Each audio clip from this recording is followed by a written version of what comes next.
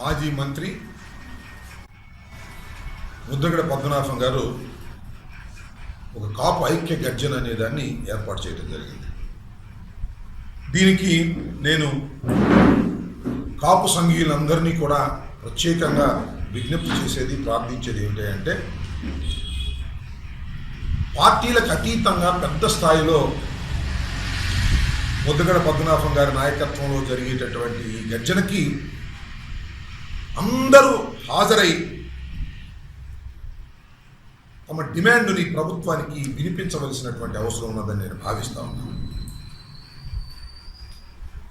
ముద్రగడ పద్మనాభం గారు కానీ లేదా కాపులు కానీ ఈరోజు అడుగుతున్నటువంటి అంశం కొత్తగా అడుగుతున్న అంశం కాదు, వారి మనసులో నుంచి వాళ్ళ పుట్టింది కాదు.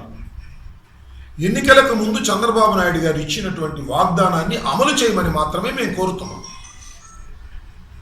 ఆయన 2 అంశాలు చెప్పారు చంద్రబాబు నాయుడు గారు ఎన్నికలకు ముందు. మేనిఫెస్టోలో కూడా రాతపూర్వకంగా ఆయన బ్లాక్ అండ్ వైట్లు ఇవ్వటం కూడా జరిగింది. అదేమిటంటే, ఒకటి, తాను ఉన్నటువంటి 5 సంవత్సరాల వ్యవధిలో 5,000 కోట్ల రూపాయలు ఒక కార్పొరేషన్కి ఇచ్చి ఆ కార్పొరేషన్ ద్వారా కాపు కులం యొక్క సంక్షేమానికి ఖర్చు చేస్తాను అని ఒక మాట చెప్పారు.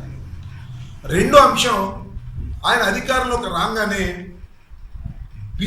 కాపుల్ని బీసీలో చేర్చేటటువంటి కార్యక్రమాన్ని పూర్తి చేస్తానని, మిగతా బీసీలకు అన్యాయం జరగకోకుండా ఈ కార్యక్రమం చేస్తానని చెప్పారు. దీనికే మేము కట్టుబడి ఉన్నాం, దీన్నే మేము కోరుకుంటున్నాం తప్ప కొత్తదేమీ కోరుకోవడం లేదు. చంద్రబాబు నాయుడు గారు ఎన్నికలకు ముందు చెప్పినటువంటి మాటలు ఎన్నికల తరువాత మరిచిపోయినట్టుగా అనిపిస్తూ ఉన్నది, చిత్తశుద్ధి లోపిస్తున్నట్టుగా కనిపిస్తూ ఉన్నది. లేక ఎన్నికలకు ముందే ఆయన ఇచ్చినటువంటి ఈ వాగ్దానం కుట్రపూరితంగా ఇచ్చాడనేటువంటి సందేహం కలుగుతూ ఉన్నది. ఎందుకంటే ఎన్నికల తరువాత ఆయన చేస్తున్నటువంటి ప్రయత్నం శూన్యంగా కనిపిస్తూ ఉన్నది. కాపుల్ని పక్కదారిన పట్టించేటటువంటి కార్యక్రమం చేస్తున్నారు. చివరికి సంవత్సరం 8 మాసాలకు ఒక కాపు కార్పొరేషన్ చేశారు. మరి 5 సంవత్సరాల్లో 5,000 కోట్లు ఖర్చు పెట్టడం అంటే 2 సంవత్సరాలకి 100 కోట్లు కేటాయించారు. అంటే ఇంకా 4,900 కోట్ల రూపాయలు మీరు ఎప్పుడు ఖర్చు పెడతారు? ఖర్చు పెట్టాలనే చిత్తశుద్ధి ఉంటే ఇప్పటికే 2,000 కోట్ల రూపాయలు మీరు కాపు కార్పొరేషన్కి ఇచ్చి ఖర్చు చేయమని చెప్పవలసినటువంటి చంద్రబాబు నాయుడు గారు 100 కోట్లు ఇచ్చి కాపుల్ని పండుగ చేసుకోమని అంటే మీరు ఇచ్చిన మాట తప్పిన వారు అవుతున్నారా కాదా?